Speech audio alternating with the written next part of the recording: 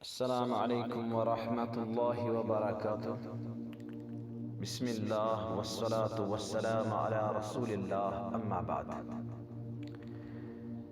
معزز سامعین کرام، روح اور جسم کے اتصال کا نام زندگی ہے، اور جب یہ اتصال ختم ہو جائے اور دونوں ایک دوسرے سے جدا ہوں تو انسان وفات پاتا ہے۔ بہت سارے لوگوں کا یہ نظریہ ہوتا ہے کہ موت واقع ہونے پر روح اور جسم کا ایک دوسرے کے ساتھ تعلق ہمیشہ ہمیشہ کے لیے ختم ہو جاتا ہے، جو کہ صحیح نہیں ہے۔ اس بارے میں اسلام مکمل جانکاری دیتے ہوئے تفصیل فراہم کرتا ہے کہ ہماری زندگی میں اور ما بعد زندگی کے ہمارے روح کا ہمارے جسم کے ساتھ تعلق باقی رہتا ہے۔ اس تعلق کے بارے میں ابن القیم رحمہ اللہ نے کتاب الروح میں بہت بڑی تفصیل بیان کی۔ وہ کہتے ہیں کہ روح کی جسم کے ساتھ 5 طریقوں سے وابستگی رہتی ہے، اور وہ اس کو 5 اقسام میں تقسیم کرتے ہیں، اور ان اقسام کو وہ یوں بیان کرتے ہیں۔ پہلی قسم کے طور پر وہ کہتے ہیں رحم مادر کے اندر جنین کی حالت میں روح کی جسم سے وابستگی ہونا۔ اس پر وہ اللہ تعالیٰ کا کلام بیان کرتے ہیں، جیسے کہ اللہ کا فرمان ہے وَلَقَدْ خَلَقْنَا الْإِنسَانَ مِنْ سُلَالَةٍ مِّن طِينٍ ثُمَّ جَعَلْنَاهُ نُطْفَةً فِي قَرَارٍ مَّكِينٍ ثُمَّ خَلَقْنَا النُّطْفَةَ عَلَقَةً فَخَلَقْنَا الْعَلَقَةَ مُضْغَةً فَخَلَقْنَا الْمُضْغَةَ عِظَامًا فَكَسَوْنَا الْعِظَامَ لَحْمًا ثُمَّ أَنشَأْنَاهُ خَلْقًا آخَرَ فَتَبَارَكَ اللَّهُ أَحْسَنُ الْخَالِقِينَ۔ سورۃ المومنون آیت نمبر 12، 13 اور 14۔ یعنی یقیناً ہم نے انسان کو مٹی کے جوہر سے پیدا کیا، پھر اسے نطفہ بنا کر محفوظ جگہ میں قرار دے دیا، پھر نطفہ کو ہم نے جمع ہوا خون بنا دیا، پھر خون کے لوتھڑے کو گوشت کا ٹکڑا بنا دیا، پھر گوشت کے ٹکڑے کو ہڈیاں بنا دی، پھر ہڈیوں کو ہم نے گوشت پہنا دیا، پھر اسے دوسری بناوٹ میں پیدا کر دیا۔ برکتوں والا ہے وہ اللہ جو سب سے بہترین پیدا کرنے والا ہے۔ ابن کثیر نے اس آیت ثم انشأناہ خلقا آخر پر کہا، یعنی پھر ہم نے، اور مراد اللہ نے اس میں روح پھونک دی تو وہ حرکت کرنے والا اور دوسری بناوٹ میں سننے والا، دیکھنے والا، سمجھنے والا اور ہلنے والا بن گیا۔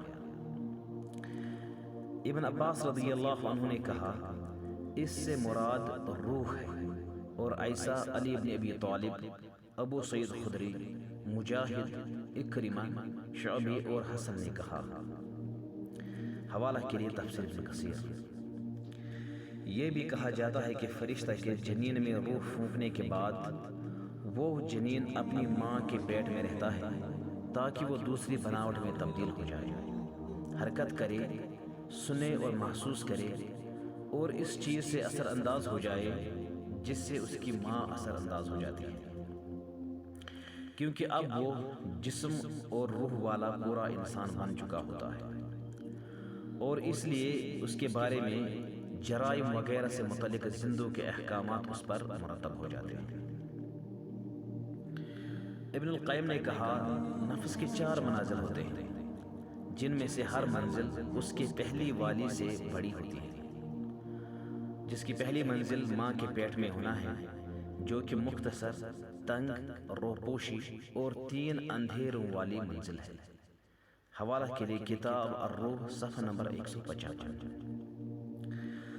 دوسری قسم کے طور پر زمین کی طرف نکل آنے پر روح کا جسم سے وابستگی ہونا۔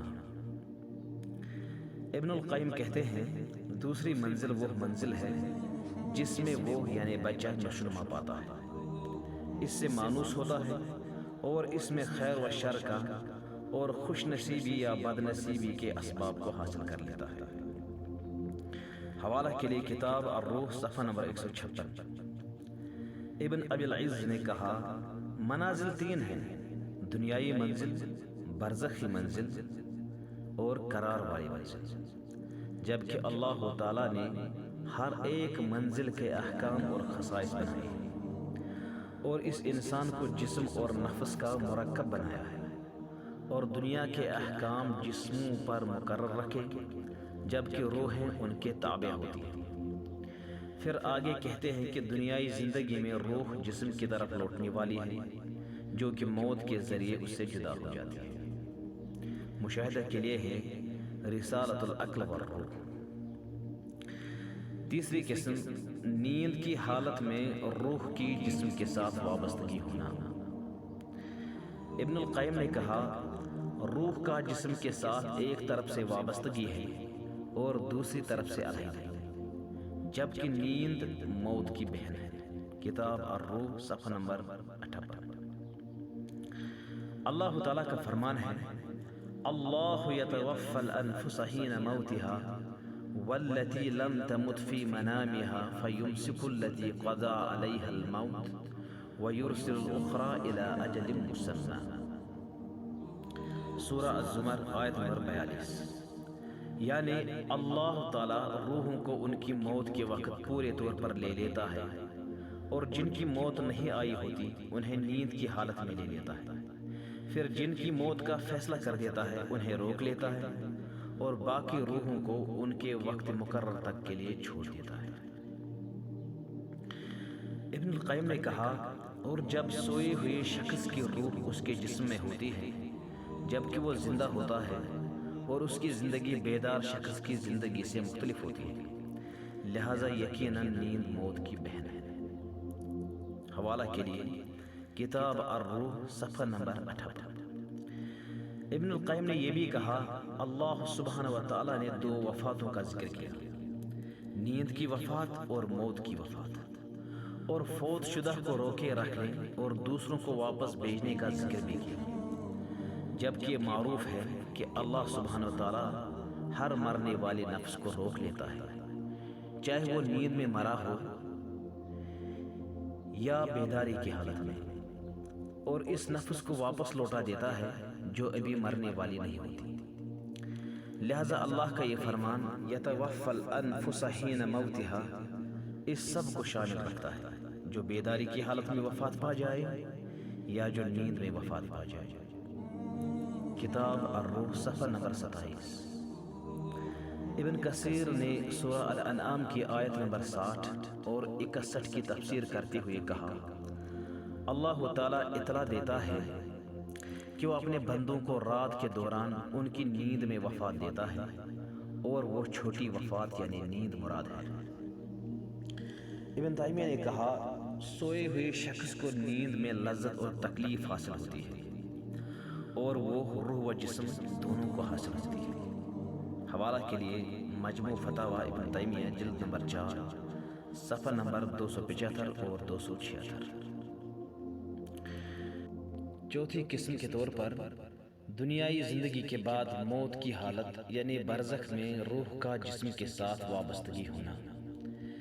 ابن القیم کتاب الروح میں کہتے ہیں کہ موت سے مراد ہے اللہ تعالیٰ کی قضا و قدر سے مقررہ وقت کے ختم ہونے کی صورت میں روح کا جسم سے علیحدہ ہونا۔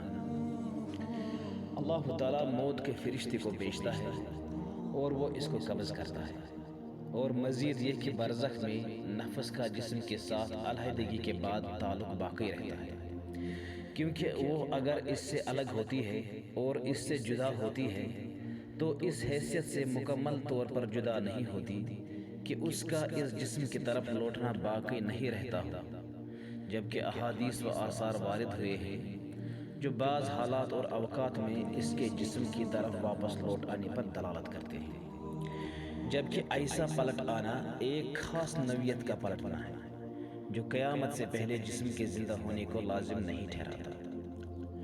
اللہ تعالیٰ کا فرمان ہے قل يتوفاكم ملك الموت الذي وكل بكم ثم إلى ربكم ترجعون۔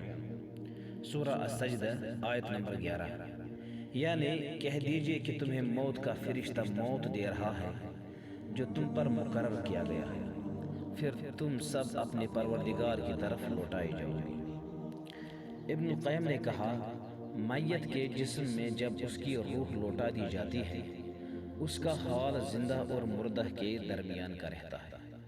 حوالہ کے لیے کتاب الروح صفحہ نمبر 58۔ جبکہ رسول اللہ صلی اللہ علیہ وسلم نے قبر میں سوال کے وقت روح کا جسم کی طرف لوٹائے جانے کی صراحت فرمائی ہے، جیسا کہ براء بن عازب کی حدیث میں آیا ہے۔ پانچویں قسم کے طور پر دوبارہ اٹھ کھڑے ہونے کے دن روح کا جسم کے ساتھ وابستگی ہونا ہے۔ ابن القیم کے کہنے کے مطابق روح کا جسم کے ساتھ یہ مکمل وابستگی مراد ہے، اور یہ اس سے پہلے کی وابستگی ہونے کی اقسام جیسی نہیں ہے، اور جو وابستگی ایسی ہے جس کے ہوتے ہوئے جسم نہ تو موت، نہ ہی نیند اور نہ ہی کمزوری قبول کرنے والا ہے۔ حوالہ کے لیے کتاب الروح صفحہ نمبر 58۔